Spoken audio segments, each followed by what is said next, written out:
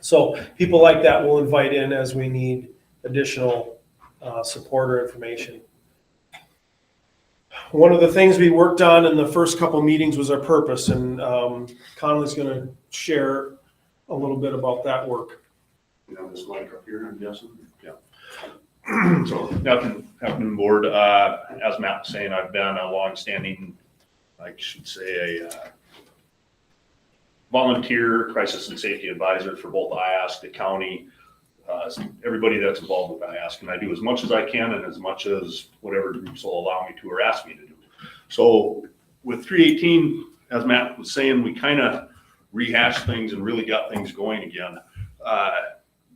Generally, purpose, first bullet point there, improve the safety, security for students, staff, and families. I think that goes without saying. That's our main mission, and that's just with everything. You know, everybody always thinks crisis and safety is the big news-breaking events, but it's all the smaller things that we can do to make a safe, good environment for everybody involved in our school buildings. Create effective systems for prevention, protection, mitigation, response, and recovery. That's a lot of that is some of the behind the scenes things that we plan for and that we're going to put into our crisis and safety plans and our books and some of the stuff that Sean's going to be speaking about here coming up. And that's just the steps that we look at for everything. If it's a weather related incident, like we were talking about at an event that school's holding on, what can we do to prevent that? What can we do to protect the people that are there? How can we mitigate the situation as it's happening? How are we going to respond when we're there and when we're dealing with the incident as it's going on? And then what do we do to recover from that? Again, it's just one of the main systems that we work with. Providing leadership to building safety and security efforts. I'm going to kind of throw those last three together. So I'm going to read those 3 bullet points and then I'm going to give a little synopsis of it. Creating consistency and clarity for every site.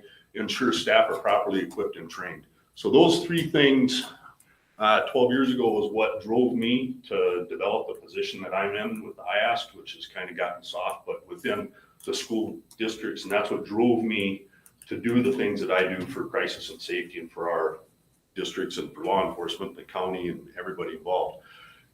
The leadership that we've got going on right now at 318 is really good. It's pulling everything together again from the crisis and safety standpoint. I've been very happy with it. It's just been, you know, great. I can't use any other adjectives besides that. It's been really good, very positive. Consistency and clarity and properly equipped and trained. Those were things that in the past, and I'm talking probably 15 years ago, 12 years ago, were, if you want to say, lacking a little bit. And it's one of those things that goes, you have peaks and valleys. Anytime there's an event nationally, then we spike and we're on it and we're trying to get as much training as we can. And then you have a lull period when nothing really bad happens. There's no big headlines and things kind of slow down and then spike again.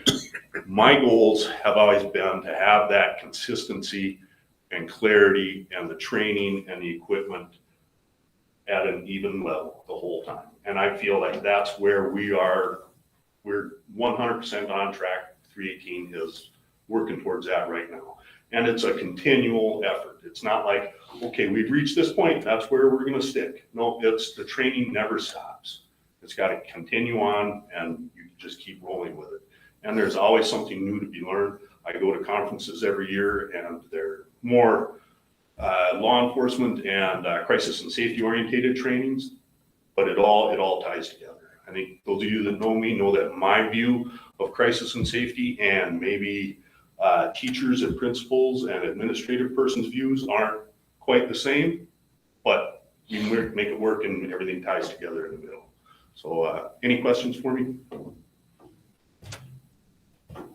That's all I've got. Okay, thanks, Connolly. No, thanks for the work you do, Connolly. Thank you, Connolly. So we, as a group, got together and kind of, like I said, reset. What is the purpose of this group? Why are we here? These are the things we developed.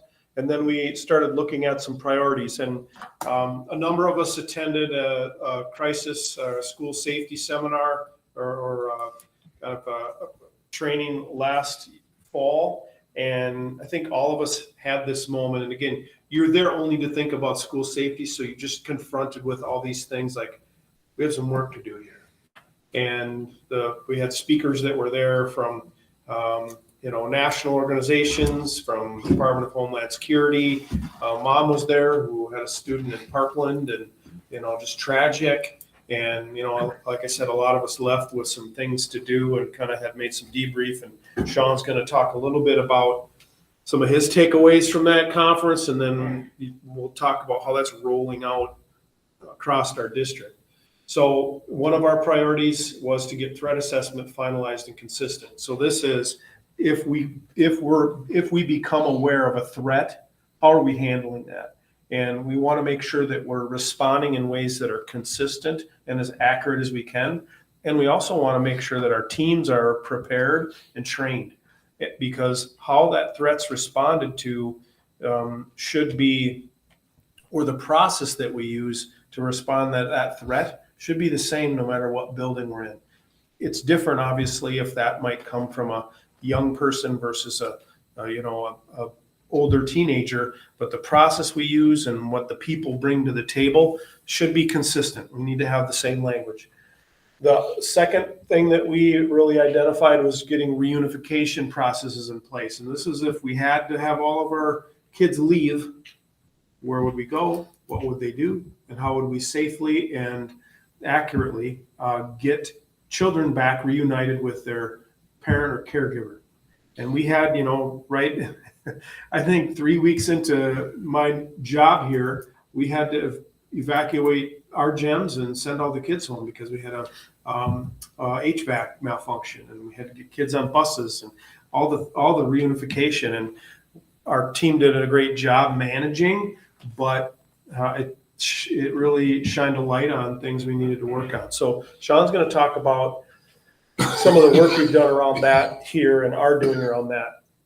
The fourth one is just making sure we have all our stuff in order, our crisis plans in place, updated and uploaded into NAV 360, which is a software clearinghouse that can hold lots of information. And one of the things you'll see in a later slide is how we're going to go about using that software to its fullest extent, or an extent that we can manage.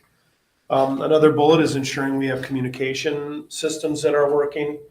Training is a priority. And then I mentioned activities and events, making sure we're not forgetting about those things, because there are a few times when we have that many people in that much of an unstructured space. So those are the priorities our team identified. We have kind of rolled out a structure with the team.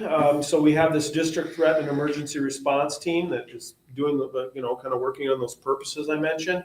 And then each building has two teams. One is this threat assessment team that's pulled together on an ad hoc basis. If a school has no threats, that team may never come together that year, other than to check in and get trained and that kind of thing.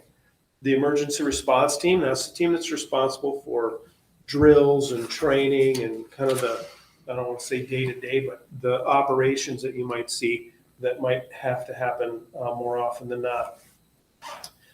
Julie, can you click on that team structure where it says team structure there? We'll see if this is how big this is or isn't.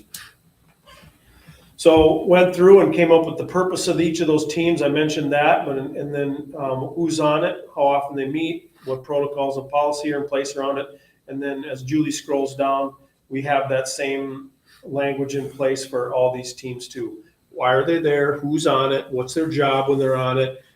Those kinds of things. So I'm feeling better and better about where we're headed and going with this work. All right, thanks, Julie. So I mentioned that one of our goals kind of up front was reunification, and I'll get to that in a second. The threat assessment was the first goal. We had done some work last year on our own, coming up with our own kind of threat assessment process. We have a great relationship with First Call for Help and some others, and came up with a protocol, but we're really, I don't want to say on our own, but kind of developing our own thing. And in the process of learning and going to that conference and things like that, we became aware of this process called CSTAG. And so this is a set of protocols that came out of Virginia Tech years ago. And it's been studied and vetted to be a really, really good protocol. And we formed a subgroup to take a look at threat assessment in general to determine, is this better than what we are trying to do? Because one of the things that we want is continuity, and we want our teams to be trained. And what we learned in the process is that Navigate 360, which we already purchased, has modules to train in this threat assessment protocol. So it's supported. And that was one of the things that I know is challenging when we're doing any of this kind of work. Like, you can kick anything off, but if you can't keep it going, you're really going to run out. When you run out of gas, you're going to struggle. And so wanting something that could be maintained as well. So that subgroup came back to the large district group and said, we're recommending that we adopt this as our model. And so that's what we did. So this is the model that we'll be using moving forward to do threat assessment. And this takes a look at threats in a couple different ways. Is this threat transient? Is it something that, the word transient can come and go? It's not something that is going to require a significant response. Or is this a substantive threat that's going to require a significant response and could lead to a whole host of consequences at the building level or with individual students? Any questions so far?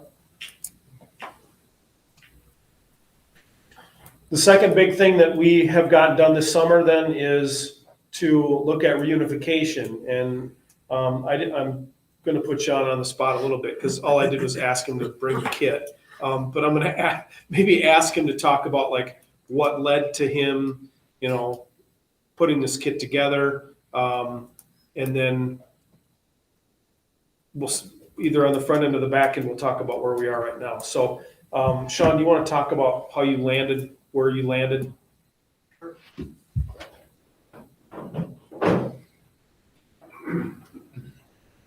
feel like I'm bringing props, so I'm going to talk and you're going to stare at this the whole time until I open it. I will open it at some point. But to walk you through why we ended up with some of this would be, so we went to a school safety training, and prior to going there, or actually being there, thinking about like where we were at as a district, like I knew our county had a training with Alice where we had representatives from every single ISD district there. I don't remember when it was, but I remember we went through that. And then I remember just kind of how that company grew and encompassed, and you start to identify needs that you had. And I knew that we had a system already in place to retrain staff like every year on topics that everybody had to have. A part of that system also has all these other trainings that we can offer. By others, I mean, we do, like at West, we went through the suicide awareness, identification, and prevention training throughout the course of the year, partly because it's a part of our relationship, but the other part was seeing it as a need and then leveraging the system. I knew that we had in place a system, both in the buildings tangibly and then digitally, how to go into lockdowns and reunifications and map. I knew we had all these systems in place, but then for whatever reason at that training, I started thinking about like what would really happen if Clayton and I weren't in the building. Because when it's nothing against everybody else, everybody's got their job, they have their duty. And as a building principal, we're there worrying about everything every day and just always constantly thinking about it. But then I started thinking like, well, what would happen if there was a crisis or an event? And, thankfully, statistically, the reality is if we had to leave our school, it's going to be something for like a gas leak, a power outage, sewage. Like there's all these different things that could happen that it really could be likely to have to leave the building. But it really hit me that we hadn't sat down and said, what would we do if we really had to leave? And what would we do if he was gone or I was gone or both of us were gone? And when we were at the training, I honestly forget who recommended it, but there were 2 or 3 different sessions that all recommended the same resource. And for those of you familiar with law enforcement or the military, the system kind of in this box, it leverages the incident command, but how do you do it if you're not there? So In my world, if we had to leave west, I really think Clayton and I would have a great idea what to do and it'd be very comfortable. If we had power, I could run most of it from my phone or a laptop. And I'd be very comfortable saying, Olin Gross is getting picked up, it's Matt Gross, and show me your ID. And I really would be very comfortable with that. But there's all these what ifs of, well, what would you do if you didn't have power? What would you do if your system crashed? So quite a bit of what's in here is already on my phone, but what if my phone doesn't work or Sean's not there? Or the what ifs of, have you really talked to law enforcement about where they would stage and what they would do? Have you really talked to first responders, the fire department? What would they really do? Have you really talked to, and this is where Clayton and I actually went, we went and did tours of our primary and secondary relocation sites for our school. We pulled together maps, like we went through the absolutely, what would we do? How would we get there? How would we leave? The whole 9 yards. And even in this conversation, you'll notice I'm not telling you where those are. Not that they're a secret, but I think our community needs to know that we're prepared for it. But I'm very serious from the heart speaking, like there's a certain part that we don't need the general public to know. They don't need to know where our primary relocation site is. They don't need to know where our secondary is. They don't need to know our practices, but they do need to know that we are doing that. So let's say, for example, at West, and just to give you some examples over the years, I mean, remember 1 year at North, the power, I think there was maybe a gas leak. We were minutes. Like North School was 25 miles north of Deer River. We were this close to everybody's got to go home. The middle school in Grand Rapids had to have kids go home. We had Cohasset actually came from Cohasset to West because they had to leave. So they're very likely scenarios, but I think what happens is people get so tied up in it's going to be this big, violent, critical incident that they forget, like, well, what are you going to do if you're in the middle of winter and you just have to leave? You have no heat. How are you going to communicate to families? How are you going to get transportation there? So although, yes, a lot of this could be done from my phone, what this is I'll just walk you through it. So let's say for whatever reason we needed to leave, and we physically left the building. So our office staff grabs their one box which has paper copies of everybody's information. So if Gino Martinson needs to get picked up, they can pull up the form and say, here are the people that Gino, Sean, and Kelly have said can pick up Gino. Everybody that's on that list. So there's a paper copy, it's on my phone, there's copies in here. But the person or the incident command, which in this case would be, say, Clayton and I were the ones running the show. First 10 minutes, open this first. Open first. So this is the reunification kit. And granted, we'd probably be at a table, but I'm just gonna open this up. What this has is any supply that I need in one of my manuals. Like you'll notice behind me, there's more here. This is mine. And when I go through this, if I put it back in order, this first one, this is mine. Like this is me. I open up the first binder and it says, well, thankfully I've looked at it, so I already know that whatever's in here I have to wear and look at, but I know from just a quick perusal and anybody that's worked with us and as we get through it, this is my first sheet. Everybody's binder has a first sheet and it says, your initial assignment. Get your binders in the kit, they're there. Get your job action sheets, they're in here. Get your roll by, everything's here. In your first 10 minutes, Sean Martinson or whoever's in charge of this event, obtain a briefing with the incident commander, like who's in charge of this. So it might not even be me. And some of you are more familiar with this that, Sean might be in charge of this immediately, but if it's a fire, the minute Travis Cole gets there, Travis, let's swap. You're in charge of this now. If it's something with law enforcement, they might be in charge of it. But this tells me what to do in the first 10 minutes. I start prepping, and really what it tells me in the first 10 minutes is you're going to have people coming in. You're going to have EMS. Here's their folder. I'll put these in order later.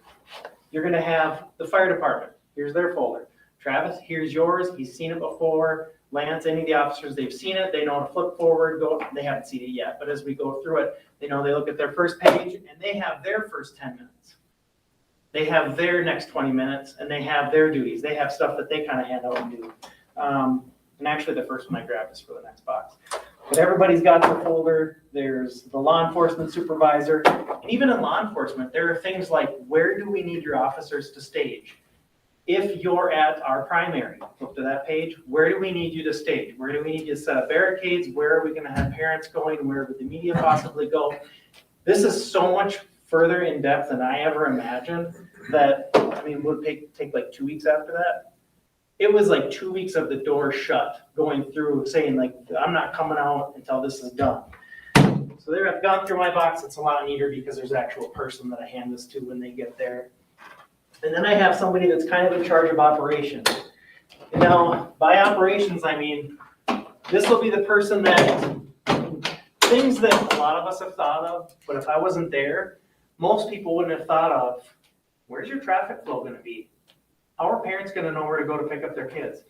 Even on something as simple as the power's out. If it's not, even something that's not a huge emergency, how are they even gonna know where to go? Who's gonna put up the signage? How are they gonna put up the signage? Well, are they gonna put up the signage? They're gonna grab this and they're gonna go, well, what's the tape for? Well, the binder says the tape is for putting up the signs, and the binder says, where are your signs? Gives you a map where to put them. And by map where to put them, like for our school right now, there's 3 separate sets. What would we do if we were reunifying from west, our primary site? Meaning they just have to go home. Where would they reunify from if they went from our primary site or our secondary site? So it kind of gives them all their stuff in there. And this person actually is the one that starts doling out to even more staff that you might end up using. Some of this, you know, as we dig through it, we might kind of sit through it and go, well, this seems kind of like overkill because there's one in here that's, it's like the entertainment coordinator. However, the reality is that both of actually our 3, if we stayed at West, depending on the issue, or went to these other sites, we have 650 plus kids that we have to entertain. And I'll be frank, because I wouldn't want to be that person being, hey, Matt, by the way, entertain these kids, see you later, I'm going to go deal with parents. I'd rather deal with parents than being thrown to 650 kids with nothing to do. So the reason, again, kind of the reason why we landed on this is it's not what Sean thinks is it. I think it's great, but it's not, I'm not the one that vetted it. I'm not the expert. Having been vetted by people that know a lot better than I do, I think one of the sessions was from a lady from the FBI, one was Homeland Security, and one I believe might have even been the parent from Parkland. Yeah. So like, why did we end up here? We are way, nothing against my predecessor districts or our partner districts across our region. We're already way ahead. But I would wager a bet that all of our sites, including our sister schools and our, our cousins, our greenways and Deer Rivers, we really haven't thought through what would you really do? And are you really prepped to go? So if you were to walk through the west entry right now, make sure my right one's on top. If you were to go through west right now, you'd see 7 kits like the one that I have behind you or behind me that are ready to go. And by ready to go, I mean we're scheduled to meet next week with all of our different physical sites in Grand Rapids and Bigford, so that when they leave, they have the same skeletal structure that we have at West, but with their own information. So now if you dig even deeper or think even deeper, if I'm Andy Morgan and I'm sending officers to any one of our schools, they will see the same approach, they will see the same visuals, they will receive the same documentation. Right now, I'm not gonna hide it, right now the West, this is what Sean and Clayton thought were really good ideas for law enforcement to do. I'm completely aware that Andy and John from the county are gonna look at that and say, we love you, Sean, but no, it needs to be done this way. And that's why this is always living and breathing. When we know better, we do better. And even, thinking of having John from the county Lindner sit down with us and walk through, because he'll be aware of hazards in our community that I'm not. And that's when we change it. The skeletal structure is all there, but when you start to update how you would respond, you're just switching out those different pages, those different parts. So, I mean, my hope would be that even like talking with Meds 1, that they'd be excited to say, okay, so if I respond to an incident at any one of our schools, this is what I would expect, and this is how you would respond. Because right now, although we're really well-intentioned, we're not uniform. Okay. That's where we ended up there. Thanks, Sean. So And just want to give a lot of kudos to Sean. He really took the bull by the horns at West. And he's taken the bull by the horns too, at kind of leading this reunification subgroup to make a decision, are we going to go with this program? I Love You Guys is the name of the organization, and they have this standard reunification protocol, again, that's been vetted and it's used statewide in some places. And in a week, all of our administrators are meeting with their assistants to put together their own kits. So theoretically, a principal from one building could walk into Sean's, grab Sean's kit and know what to do. And so I'm excited about that work. It's good. But like Sean said, we also have tabletops that we need to run now with our local responders to be like, okay, we think what do you think? And then we need to run some, tabletops actually kind of playing it out. So a lot of work to do there still, but we're in a lot better shape than we were even in June. You can see some upcoming activities that we have on our to-do list. You can see there. Continuing to reevaluate Alice and its role. That's how we respond in a real critical violent incident. I mentioned Navigate 360. How can we maximize how we're using that? And a number of other items there. So that's what the group's been up to. I think we've been kind of hard at it for 3 or 4 months. Really is all, but I think we've gotten a lot done, and I'm looking forward to kind of continuing this work. Thank you, everybody. Comments? Yeah, Matt, how many people, you told us the categories of people, how many people are in the room when you have the meetings? Well, one of the challenges about the group in general is that we could have 25 people there. If you raise your hand and say who's interested in keeping children safe, everybody is. Yeah. We have to manage that also and be like, who can make decisions, and what does that commitment look like, and who's more of an ad hoc player. So I'd say we're averaging 10 to 12 people there, and that includes district staff as well as people like Conley that are here from the community to help out. One of the other things Conley's been kind of taking the lead on is communications and radios, and kind of ensuring that our 800 megahertz radio systems are still working. We have some other smaller, what do you call those, campground radios? Yeah. Camper radios, walkie-talkie, whatever. that we do still use for short kind of distance things. So he's been taking the lead on that too, and appreciate that. Do each of the buildings have the kind of kit that Sean was, that's an astonishing collection. Yeah, next week in this room, there's going to be all the principals and their assistants with a bunch of empty boxes, and they're going to leave there with a bunch of full boxes. So they'll all have the same kit. Great work. Is the Rife Center included under our umbrella? Good question. I'll have to look into that and see how they're looped in. Yeah, it's a good question, David. Thank you. Okay. Congratulations, Conley and Sean. This is really incredible work. Pat? Thank you. You touched on it, but I'm just going to repeat it again. Great stuff.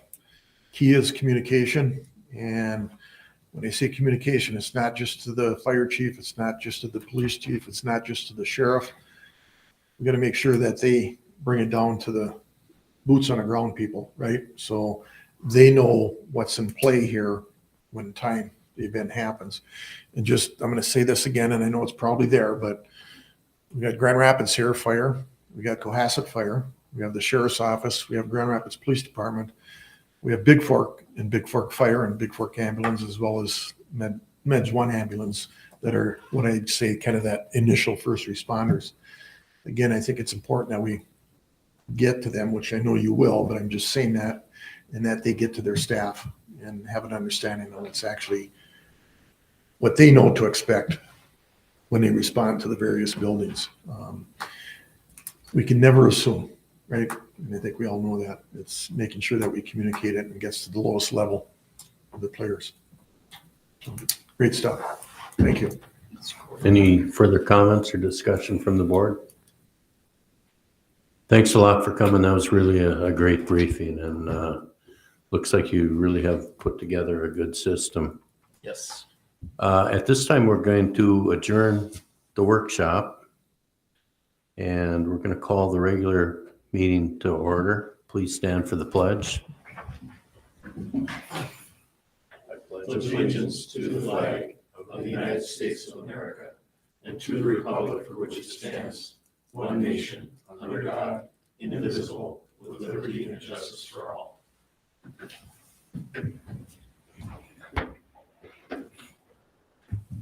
First item on the agenda is approval of the agenda. I'm looking for a motion. Moved by Pat, second by David. Discussion? All in favor, say aye. Aye. Agenda passes. Next item on the agenda, principal's report from West Rapids Elementary.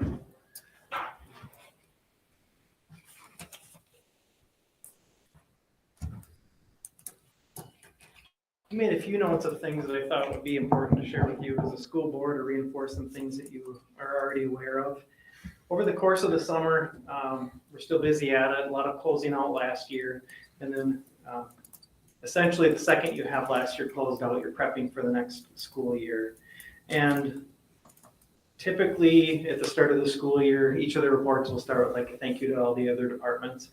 I hope that goes without saying, but thank you to all the other departments it takes to get things running for a school year.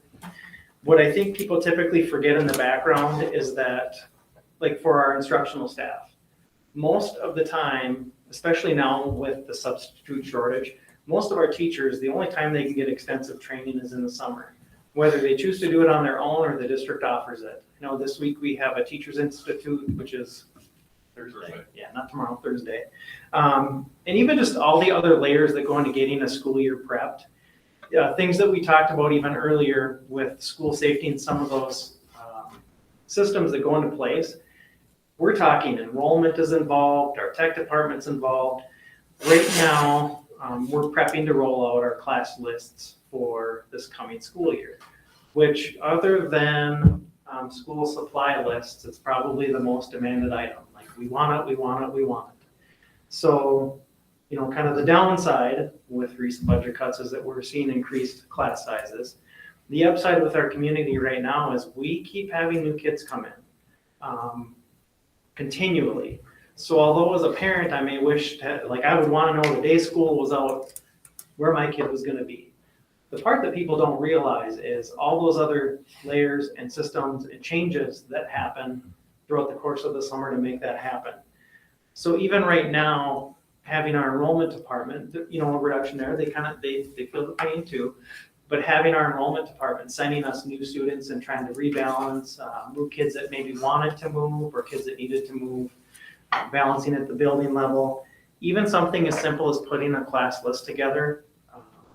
I just lose track of all the layers that it takes to do that. Before the staff have even left for the school year, for example, at our site and all the elementaries, there's all this information that we already know about our kids through common assessments or building or district-wide assessments. But then there's also, like for example, in our building, I did a paper form. I know I'm the tech guy, but I need to see sheets of paper as I'm balancing classes. Every one of our teachers before they left the school year, I had them fill out at least a one pager. A lot of the data was imported, like I mail merged that and got that in there. But feedback from staff about how their year went, how was that kid doing? Who should they be with next year? Who might be a good idea, but also who might be separated? Who maybe's had enough time together that year, the next year they'd be, the gift of time apart would be great. So basically kids that I separate. So in the course of the summer, we're separating kids, we're taking that information.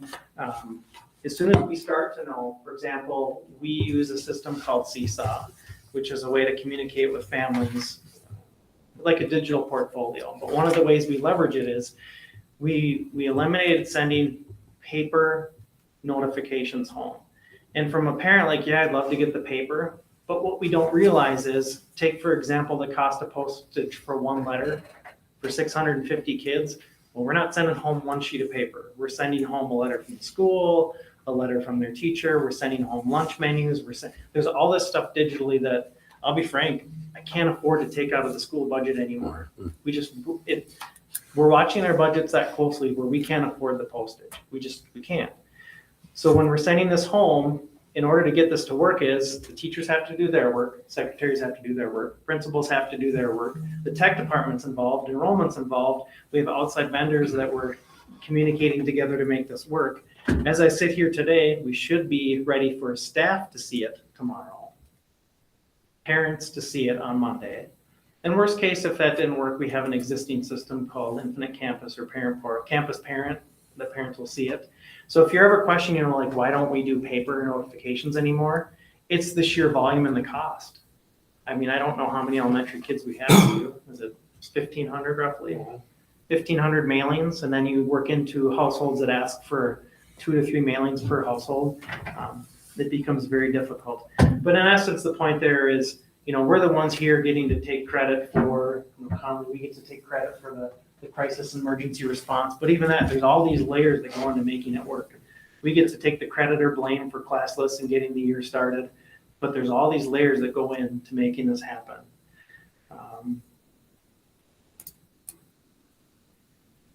Just some other things that I think you may want to be aware of as a board. If you were to visit our school at West, you'd be asked to you'd be asked to scan an ID into a visitor management system. So that visitor management system ties into the same programs that I talked to you earlier. Part of why we do that is it does an initial background check on visitors, which again, we want to have open and inviting schools, but the current reality is I can't run a safe school and just let people come in whenever they want for any reason. So, I mean, things really have changed even from when I was a kid where, right now if a parent comes in with Johnny lost his boots or gloves or lunch, they drop it off in the office. I believe we're really kind and we say we'll do the walk for you because it's a big school and it's a long walk. That's part of it. But the other part is we try to eliminate as much traffic as we don't need. And the volunteers that do come in, we do run a cursory background check. What a parent may not know is that system also allows us to know who's in the building. So if we went to reunification, not only, for the most part, that would be a digital copy, but we can tell you who's in the building at any given time that isn't always supposed to be there. So say my mother-in-law comes in to volunteer. Yep, she's 70. She's so many years old. Can you believe that?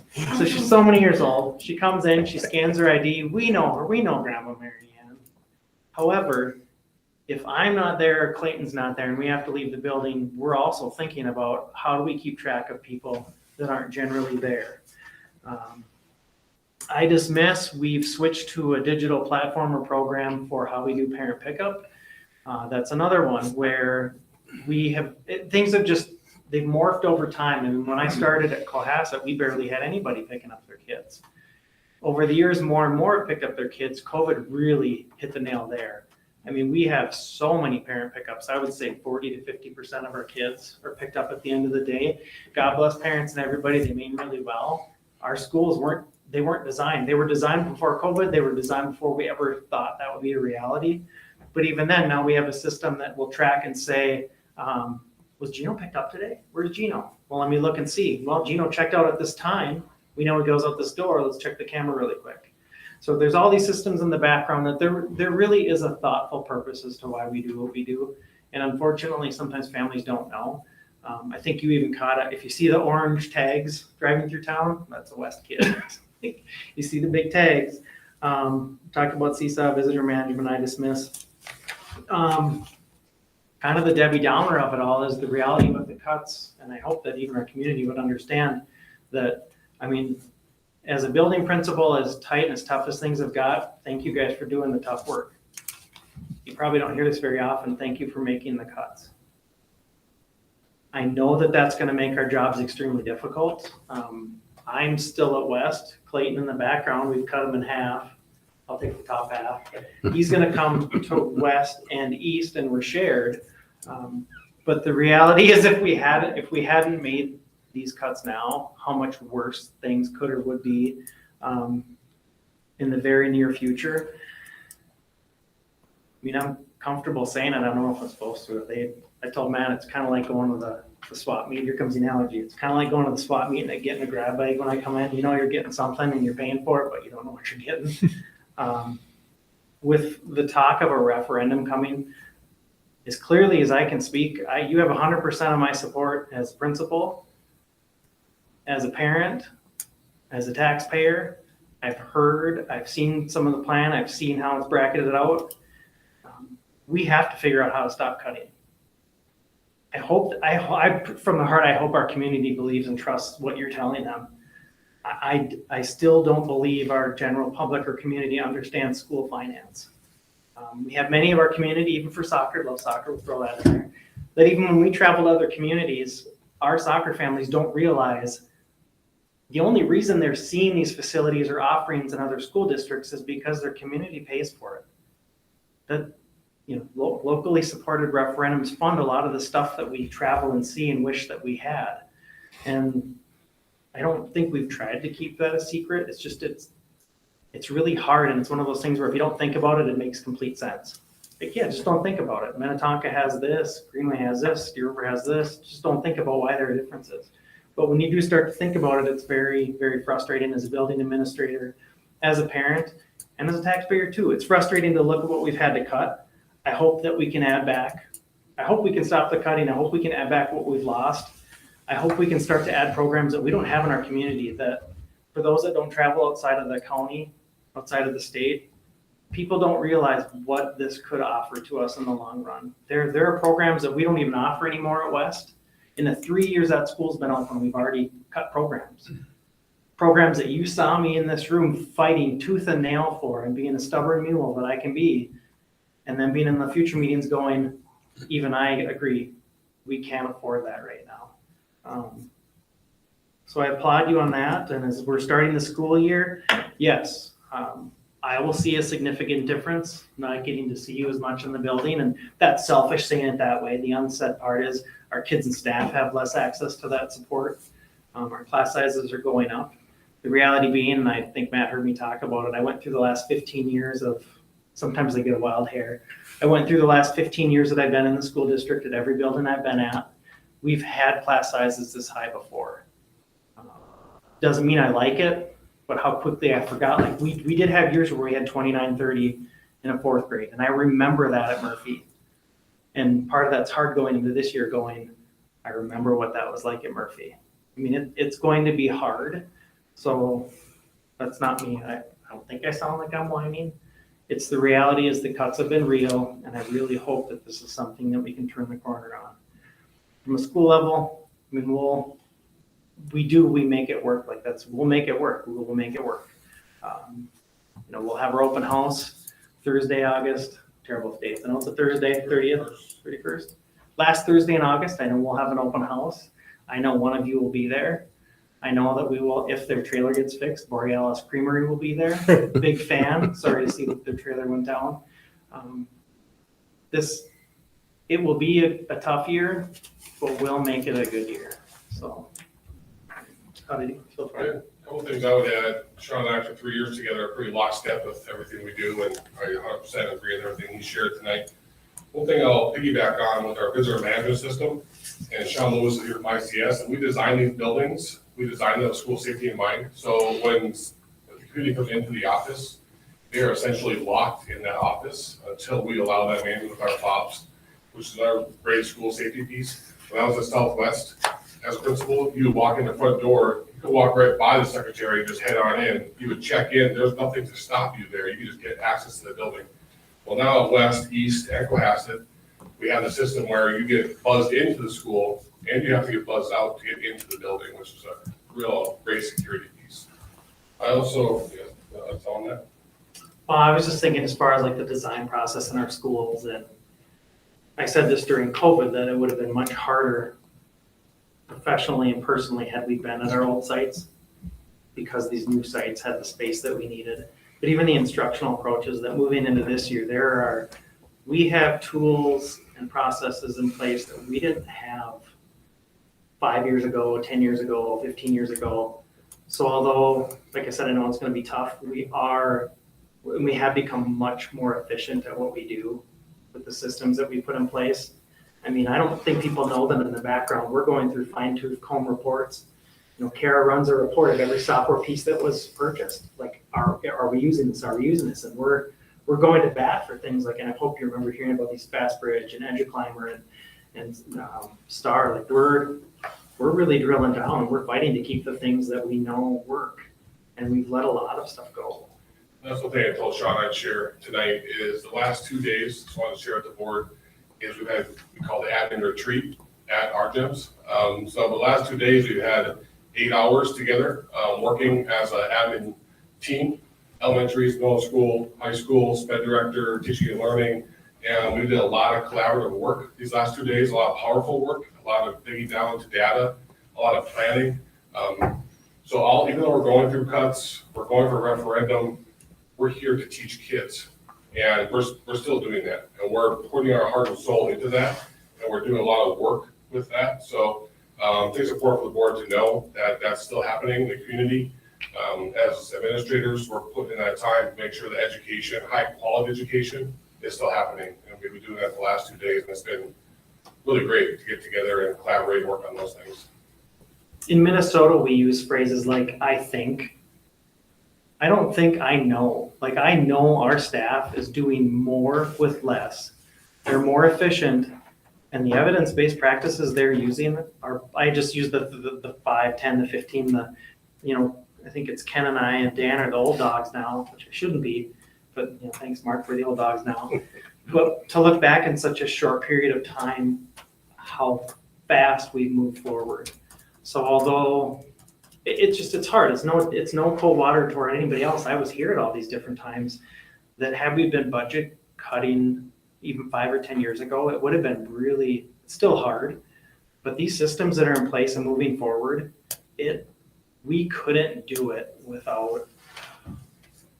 We couldn't. I mean, we'd make it work, but we always say we'll make it work. But I truly believe in my heart, families don't know what's going on in schools. And granted, most of them don't want, like they thankfully trust us and they send their kids to school, but they have no idea the significant amount of work that's going in. Obligatory plug for subs, we could use them at any time. We all have gotten to the point now for mental health, we kind of chuckle, but it's a beyond real issue right now. I don't know if I left them up or we left them up or down. I hope that was uplifting. It's the start of the school year. Woo, everybody, here we go. Mr. Chair. Questions or comments from the board? Sean, I really appreciate your candidness, primarily in the situation that the district is in. I think it's important that the community hears that, whether or not they understand it, but I think it's important. And more importantly, I appreciate the work that you and Clayton are doing, as well as all of our administrative staff to make this work, this difficult situation work, and serving kids and educating kids. So I know it's in your hearts. I know you guys are doing the right thing, and we'll get through it together. So again, thank you. You'll be happy to know I renewed my bus driver's endorsement. You're talking to the wrong guy. David? On the same note, Sean and Clayton, I would ask you to share with your staff the support of the board. We know this is a really difficult situation. Wasn't one of our choosing, but it's what we are dealing with. And thank you and thank your staff for stepping up to take care of our students in the most respectful way possible. Thank you. Any further comments? Thanks for coming tonight, guys. Great presentation. Thank you. Next item on the agenda, district facility update. Sean Lewis, good to see you again.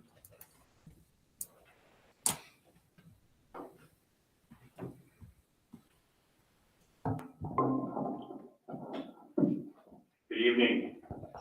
Glad to be back here with you. It's been a good summer, but it's hard to believe it's August 8th already. Thanks, Julie. I am here to share a short and sweet update. We have a lot of really good things happening. Primarily speaking about Big Fork, Grand Rapids High School, HVAC improvements, and Southwest today. We are on schedule and we are within budget. I made sure to put it on here this time, so remember to say that first. Thanks, John. You're welcome. My pleasure. Trust me. Big Fork we'll start with, quick update there. The interior renovation spaces, more specifically multi-use, makerspace, and the media center, those are all right on schedule. And those, when I refer to the education spaces, those will be done on schedule and maybe even a little bit ahead of schedule. Especially those particular spaces take a little more time for the staff to set up. So we're trying to have those ready middle to the later part of August with adequate time to be ready for students and staff arriving back. New locker rooms are tight. There will be ready just before school starts in there. We'll probably be working on some punch list items as we get going with school in those spaces. And the north parking lot resurfacing is scheduled for this month before school starts. The addition will go into the middle of September. That's for the fitness area. So it'll be done around the middle of September, middle to late September before we're ready to turn that over.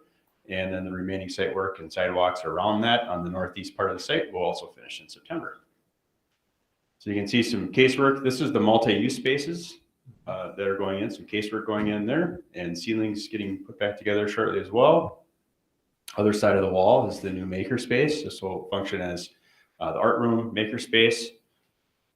And then this is where the new media center is going to be, and see things coming together there. And we did add in 2 windows, exterior windows into this space as well. So we don't have 2 big holes in the outside wall, and we're crossing our fingers that windows are going to show up in time like they said, like we were told they would. But right now, that's what we're expecting. In the locker rooms, locker rooms are tough to get good pictures to share, but I wanted to illustrate that we were painting in there. All the CMU walls are built to create the layout in the locker rooms, and the ceiling framing is going in. You can see that. So we'll be working on finishing the sheetrock in the coming, well, we're counting days at this point in August. So I can't really even say coming weeks. We're counting days at this point in August, getting ready for school. And then we'll start the grout bed and tile for the floor and the showers and in the locker rooms here soon.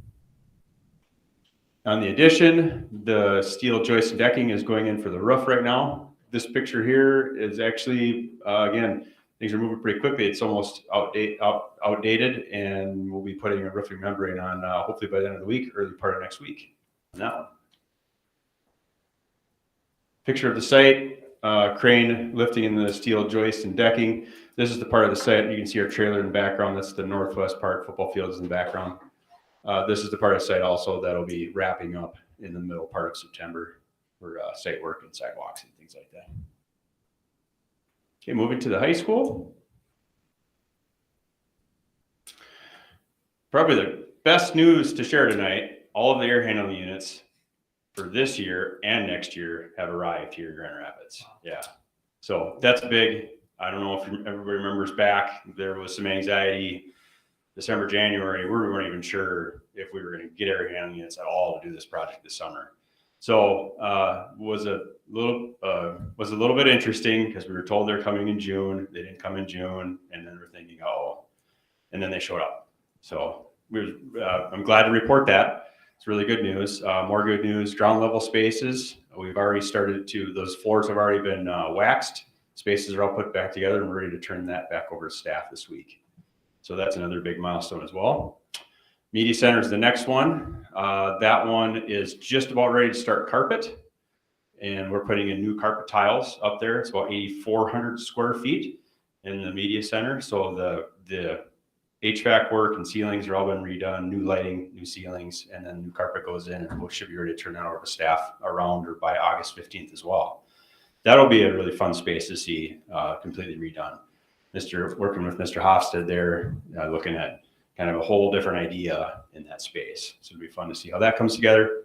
Third level spaces, I'm going by level. There's a lot happening in each of these, but just in order to kind of provide a short and sweet update and to kind of categorize. On the third level, we have acoustical ceilings going back in. And what that means is the primary part of the work is we're replacing a lot of ductwork. So in order to do that, we have to take acoustical ceilings down in order to get up to the ductwork, remove ductwork, replace it with new ductwork and VAVs and other associated equipment, put ceiling grid and lighting back in, diffusers, and put into the ceiling so you can kind of see the illustration, and then ceilings go back in. So we're starting to put ceilings back in, meaning that's one of the last steps for this type of a project, which is good. The good news. And then we'll be ready to turn that over to the staff around the 21st of August. So we're trying to phase these spaces. It's advantageous that way for the construction crews, also for the staff in high school. So they're not, here's 100,000 square feet, have fun getting it ready in a week. We try to avoid doing that because otherwise it'd be a little bit overwhelmed, I think. So this is also just kind of illustrating how we're kind of phasing the turnover back to the staff so this has some adequate time to put things back together. And then first level will be the last spaces to come together. Right now, we're just starting acoustical ceiling grid in there. Ductwork is pretty much all done in those spaces, and we should be ready to have the staff starting to move back in there around the 28th of August. And so far, so good for being on schedule to be ready for school. We will have some work likely going on in the mechanical rooms in September. It'll pretty much be out of sight, out of mind. It won't be disrupting any education at all. And then as a reminder, June of 2024, hopefully maybe a little bit May again we'll start. We'll be right back at phase 2 spaces. So the second half, which is about 35-40% of what we're doing is next year. And again, a really good news part of that is their handling units for next year also already here too. So a few pictures, the outside, this is actually the mechanical room in the upper left-hand part of the picture. So we had equipment come out of the mechanical room that way with the crane, and then new equipment go back up in there. ICS trailer there to the left as well. So one of the ground level classrooms you can see already all put back together and just about ready to turn over. This is the media center. So that's coming together. There are bags in the lights. Those aren't going to stay that way. They're not bubble lights. So again, just about done there, getting ready for new carpet. And third level, you can see progress there. Acoustical ceiling grid in, ductwork insulated, new lighting. And then first level, just to kind of wanted to show a few pictures just to illustrate roughly where we're at and the work on those projects and those sites. In the mechanical room, air handling units are getting installed in there. So that's coming together as well. A lot to do in the next few weeks, but we'll get it. Moving to Southwest, also a lot happening there as well. So remember this picture. I think I put it up in front, yeah. This is what it looks like, last week. So this is now paved. This is the new parking lot in the northwest part of the site, now paved. So last year, kind of fun to see that. We're into punch list and new parking lot is paved. ALC spaces are just wrapping up and staff has moved some things in while there's some adequate help to do that this week. We try to get as much in there as we could. And then next week, be able to turn spaces over to the ALC so they can get moved in there and get settled in for a new space in a new school year. Also, then we'll be finishing up some other items in the remaining spaces in coming weeks in September and maybe a little bit of October. We have some more things to do there. And other side of the parking lot, this is a basin that we had to do for helping with stormwater management on site. And the other side of the parking lot. So now we enter kind of near where the arena is there, the hockey rink, pardon me. And you can see carpets in, doors are in, hardware's in. This picture is actually from last week. So now there's quite a bit more done in here as well. Again, a lot happens at this part of the project. This is the community ed hallway here. We ended up replacing some new carpet tiles in there. This is the large meeting room 183, what it looks like as of last week. So actually, I think that came together really nicely. I'm kind of glad how that came together. It's been repainted, new carpet. And the existing ceilings and lighting were good, good to reuse there. And I think we really leveraged that space in a good way to make a good space. So some upcoming things. Again, Big Fork School education spaces will be ready for school. Grand Rapids High School education spaces will be ready for school this month. Southwest, finish up the ALC spaces and have them start moving in there and be ready for school. In September and October, Big Fork addition will be wrapping up. Locker room, punch list. We'll start commissioning for air handling unit number 4, the one we replaced. We'll be doing finishing Southwest renovations into the remaining spaces. Grand Rapids High School, the first phase, starting commissioning of those air handling units that we just are replacing, finishing punch list, and finish the work in the mechanical room. And then next summer, phase 2. Any questions at all? Comments? It's surprising how it's all coming together. It's a lot. No pressure, but school starts pretty soon. Somebody had to say it, right? Yeah. No, there is no pressure at all. Thanks a lot for the update, Sean. You bet. Thank you. Good report. Yeah, thank you. Have a good evening. Next item on the agenda is to approve the minutes of the July 24th regular school board meeting. Do I have a motion? So moved. Moved by Pat, Support. second by Ben. Any discussion? Hearing none, all in favor say aye. Aye. Minutes are approved. Next item on the agenda, approve the minutes of the July 31st special school board meeting. So moved. Moved by David, I'll second. second by Mindy. Discussion? Hearing none, all in favor say aye. Aye. Opposed? Minutes are approved for July 31st. Next item on the agenda is the consent agenda. Superintendent Gross. Yeah, thank you, Mr. Chair. As you'd expect, as we get closer to August, we have some staffing things that we're still working on and hires to do. First, Heather Bowe, special education teacher replacement transfer hire.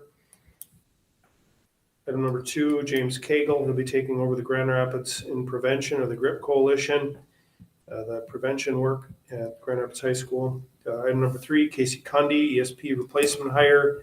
Heather DeVries, ESP replacement hire. Kate Garrow, ESP replacement hire. Abby Hopkins, ESP resignation. Kevin Johnson, cross-country running coach resignation. Dana Martin, ESP resignation. Dexie Maxa, physical education teacher replacement hire. It's in Big Fork. Darcy Shannon, ESP replacement hire. Jesse Stoltz, ESP replacement hire. Amanda Travica, ESP replacement hire. And Amanda Ward, ESP replacement hire. I recommend approval. So moved. Moved by Pat, Second. second by David. There's no discussion on the consent agenda. All in favor say aye. Aye. Opposed? Consent agenda is approved. Next item on the agenda is to accept the second reading and approve policy 419, tobacco-free environment. Thank you, Mr. Chair. We have a second reading on 3 policies tonight. To the first one, policy 419, as we discussed at a previous meeting, some updates made there regarding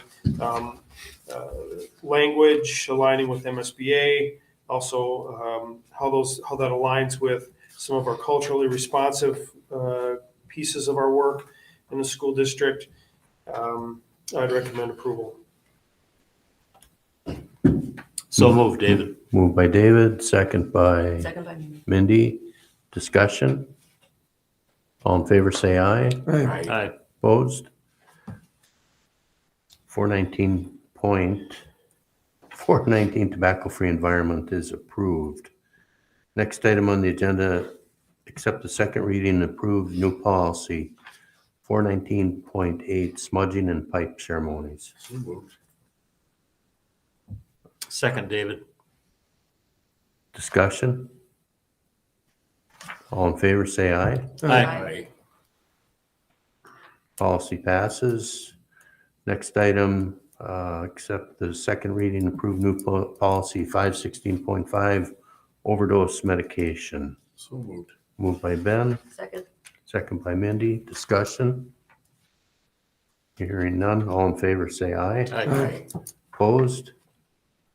Policy passes.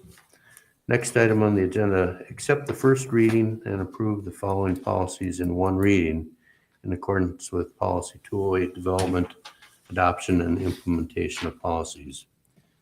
Changes to these policies are reflected of Minnesota laws enacted in 2023. Superintendent Gross. Thank you. As indicated in the packet, there's a large number of policies that have been revised as a result of legislative changes The policy 208 allows the board to approve these in one reading if the changes aren't substantive or they're required. And all of these fall under one of those two conditions. So I'd recommend approval. So moved. Moved by Pat, Second. second by Ben. Discussion? Mr. Chair? Yeah. Matt, and maybe you thought of this already, and maybe it all be in place, but in regards to policy 532, use of peace officers in crisis teams, I think it's important that we share that with them prior to an event happening. And maybe you could tie it in just with the work that's being done in regards to the schools itself. I don't know how often they get called, but I think it's important that they know what our policy is and how to react to it. Good idea. Thank you. Any further discussion? All in favor, say aye. Aye. Opposed? Those policies pass. Next item on the agenda is board reports. Who would like to start? I'll Dave- start. We David? had an opportunity to, several of us had an opportunity to go to the Minnesota School Board Association meeting in Minneapolis this past week. And there were a number of sessions. One that I thought was particularly salient was an update on the READ Act. The READ Act puts Minnesota in the forefront of new policy and new strategy in terms of teaching reading. And there are some pretty strict requirements as a result of that. It is expected that every student will read by grade 3 is the anticipation. There's an assessment phase. It's evidence-based curriculum, which is something of a change from what we might have been accustomed to in the past. Some people have been dealing with other strategies, but this includes phonics and other specific evidence-based strategies to improve reading skills. It includes an intervention and assessment phase using FastBridge and STAR and other strategies, some professional learning opportunities, and some literacy coaching. It's a huge change in how reading is being taught in Minnesota. To our credit, our school is well down the road on all of this. And at this table, we've heard reports from various schools on how we are approaching 90% in a number of classes across the district. So we know that this works. We've implemented it, and there's some tweaks that we have to do. But it was pretty powerful. And a lot of schools are trembling right now because there's a lot of adjustment. It's not the way, one of the biggest challenges is that colleges and universities are not teaching evidence-based curriculum yet. They'll have to catch up with that. So the teachers that we have coming out of the universities are not necessarily in tune with this. But we are, and congratulations to the staff for making that happen. Thank you, David. Pat? Thank you, Mr. Chair. Just continuing on with negotiations, we have some tentative agreements where some votes will be taken this week, so that's good news. And I think the greater good news of that is that we're hopefully going to be making a shift on our health insurance. So the employees responded to that and saw the need on it, and we got that negotiated in. We had a facilities update. Ben and I were at the meeting the other day, and so that's moving along as well. And also attended the summer conference, and I just echo David's comments. This Kim Gibbons and Katie Pekel from the University of Minnesota were just two phenomenal people who really know their stuff in regards to this new legislation.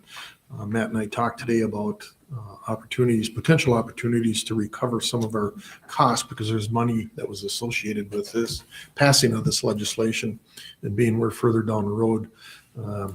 hopefully we'll have opportunities to recoup some of those costs with it. So see some great things coming out of this. Really do for kids. So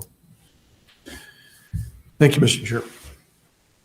I attended the session also, and kudos to Matt and the staff for taking care of us. Mindy? I have negotiations also, but also I attended the wellness committee. And we've had really great discussion at that committee meeting, and there's some great ideas coming forward and some 3 or 4 action items that they'll take forward and try to get done before the start of the year. Great, thank you. I would add, I attended the school board meeting. In addition to the reading sessions, which I thought were just excellent, there was a really good session on conflict management that we attended. Thought that was very worthwhile. I would also like to mention that tomorrow we welcome and orient new teachers to the district. So it's always kind of a fun occasion. Mr. Chair, just one other thing. Go I ahead. forgot to recognize Mr. Ben Hawkins' birthday today. Oh, Happy birthday, man. 24. Sorry. Next item on the agenda, superintendent's report. Superintendent Gross. Thank you, Mr. Chair.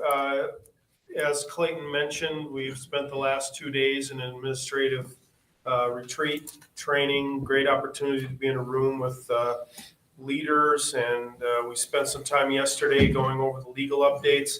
Lots of changes this session, some very significant to how principals need to lead and address student behavior, and some classes that we need to ramp up with.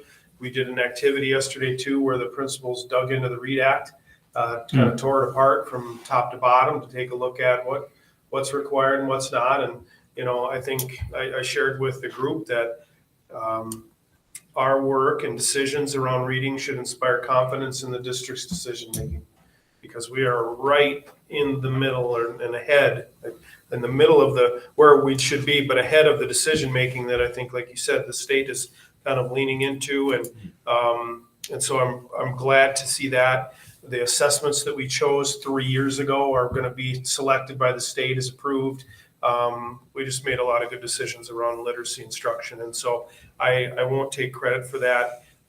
Sue Acree, when she was here, Jen Shadeen, marvelous, excellent work, just behind the scenes, amazing. Ryan's doing an excellent job in his role, and a lot of credit to Anna Lloyd too. But the principals are doing a good job as well, carrying out what we need to do, and you know, in terms of setting up assessment windows and sticking with those, and we're learning and adjusting as we go, and backing off some assessments in some cases and ramping up in others where we need information at different times or different types. So just real proud of that group.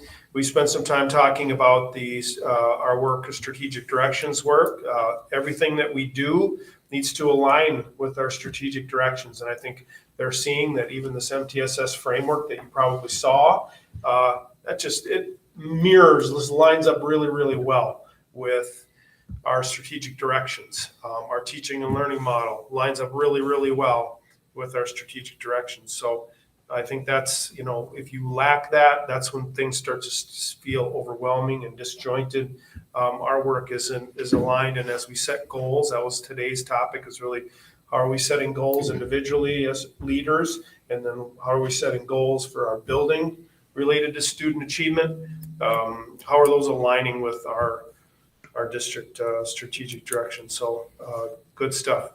We also spent some time talking about the referendum with our admin team, so they understood the details of it, just to make sure we have a common, real good baseline, that acknowledgement and understanding that question 1 is about stabilizing so we can quit cutting.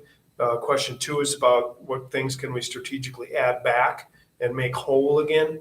And then that third question about how do we become that great school district, that excellent school district that our community wants and our kids deserve. So just a great couple days. One of the other things that I was really proud of with the work they did today, they shared their data, their school data openly into the whole group. And there's a couple reasons for that. It raises the level of ownership. And it's also important that that's public. The things that we do in public are the things that that will change, and we need to decrease variability. And so I'm real proud of that group, and we have some really great leaders, and that really helps make things move. Next week, Mark mentioned our new teacher training tomorrow. So that's great to welcome them. Next week, we have our district team that'll be getting together, and we're kind of resetting that a little bit. And so all of our building teams will be gathered together. It'll be a big group. We'll be sharing some district level data that day. And then also there'll be some time for, our teams to get together and take a look at their own individual data and set some goals. So I'm excited about that day. I think Sean mentioned Thursday this week, we have the Teaching and Learning Institute. That's an IASC-wide event. So that'll be great. Staff will be back full tilt on August 29th, and still working on some of the details of that day. So August is busy, lots going on, and September 5th or whatever it is will be here before we know it. Thank you. Mr. Chair, Yeah, go ahead. Matt, not looking for it right now, but maybe next board meeting, you mentioned your admin team and just a couple of comments in the community of how many principals we have or assistant principals. Maybe you do a little flow chart and just kind of explain to the community at the next board meeting on your update on where we're at. Obviously, we've gotten rid of some schools, some principals have moved and shifted around, and I'm not sure the community knows who we have, where they're at, and what they're responsible for. Again, I think it'd just be a good thing to maybe comment to the community. Yeah, that's a good idea. I'll update the board next meeting kind of on what our staffing structure looks like. It's clear based on some comments that have been made out in social media that people are unaware that we've made significant reductions in our administrative team as well over the last few years. So I'll do some updating on that. Thank you. Upcoming school board committee meetings and meeting dates are posted on each agenda. The school board meeting agendas can be found on the district website and on the designated posting site at ISD 318 Admin Building. There's no other business to come before the board. Julie, do we have any signups for public input? Meeting's adjourned.